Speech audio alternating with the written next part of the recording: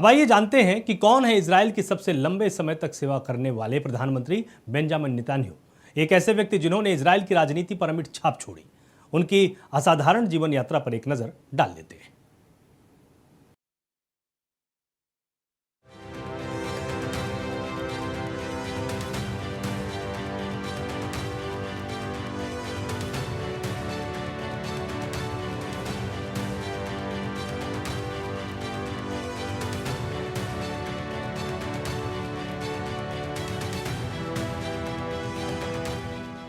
Benjamin Netanyahu ये बीबी के नाम से लोकप्रिय हैं। इनका जन्म 21 अक्टूबर 1949 को तेल अविव इजराइल में हुआ था। उनके पिता प्रोफेसर बेंजामिन नेतन्याहू एक प्रतिष्ठित इतिहासकार और ज़ायोनी कार्यकर्ता थे। नेतन्याहू का पालन पोषण एक ऐसे घर में हुआ जहां इतिहास, राजनीति और राष्ट्रवाद पर गहरा जोर दिया जाता था। अपनी स्कूली शिक्षा पूरी करने के बाद नेतन्याहू 1967 में इजराइल लौटे और इजराइल रक्षा बलों यानी आईडीएफ में शामिल हो गए। उन्होंने सैरेट मटकल, जो आईडीएफ की एक कुलीन विशेष बल इकाई है, में सेवा दी। ये वो समय था जब उन्होंने अपनी बहादुरी और नेतृत्व क्षमता का प्रदर्शन किया।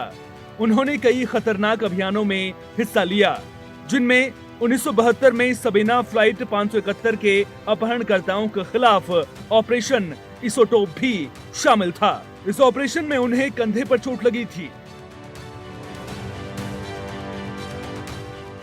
सैन्य सेवा के बाद नेतन्याहू उच्च शिक्षा के लिए फिर से अमेरिका चले गए। उन्होंने मैसाचुसेट्स इंस्टीट्यूट ऑफ टेक्नोलॉजी यानी MIT से वास्तुकला में बैचलर ऑफ साइंस यानी BS और प्रबंधन में मास्टर ऑफ साइंस यानी MS की डिग्री प्राप्त की।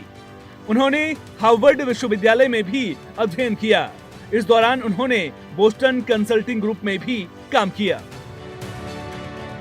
1978 में नेतन्याहू इजराइल लौट आए और सार्वजनिक जीवन में सक्रिय हो गए।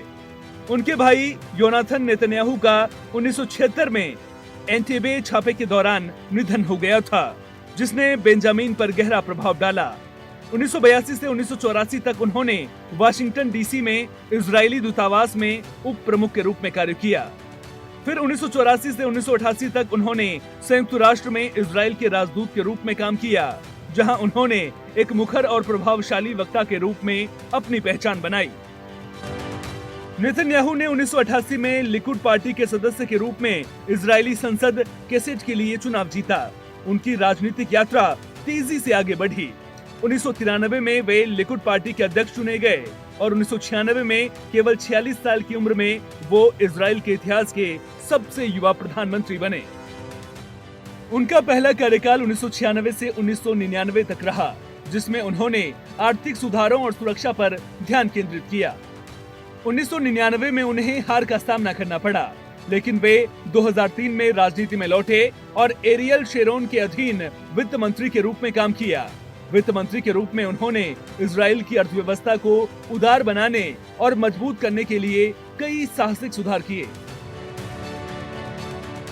2009 में बेंजामिन नेतन्याहू ने एक बार फिर प्रधानमंत्री का पद संभाला और तब से वे इस पद पर लगातार बने हुए हैं। हालांकि बीच में थोड़ी अवधि के लिए सत्ता से बाहर रहे, उनके लंबे कार्यकाल में इजराइल ने कई महत्वपूर्ण चुनौतियों और सफलताओं का सामना किया है। उन्होंने ईरान के परमाणु कार्यक्रम के प्रति सख्त रुख अपनाया है और सुरक्षा मुद्दों पर लगातार अपनी दृढ़ता दिखाई है। साथ ही उन्होंने अमेरिका और अन्य देशों के साथ इजराइल के संबंधों को मजबूत करने पर भी काम किया है।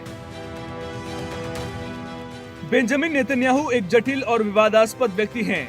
उनके समर्थक उन्हें इजराइल की सुरक्षा के लिए एक मजबूत नेता और अर्थव्यवस्था के लिए एक दूरदर्शी मानते हैं।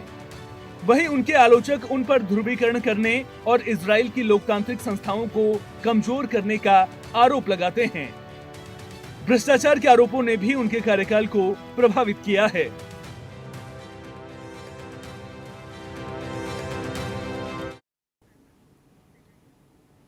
तो ये थी इजराइल के प्रधानमंत्री बेंजामिन नेतन्याहू के विस्तृत जीवन की यात्रा। उनके जीवन और राजनीतिक करियर ने निश्चित रूप से इजराइल और मध्य पूर्व के भविष्य को आकार दिया है और आगे भी देता रहेगा। तो आज के लिए एक नया विचार हम आपको यहाँ पर बता देते हैं, जहाँ पर कह सकते हैं कि सोच नई रखो और तजुर्बे पुराने रखो। जब जब भी आप खड़े होंगे, जाहिर है कुछ के बराबर तो कुछ के बड़े हो जाओगे।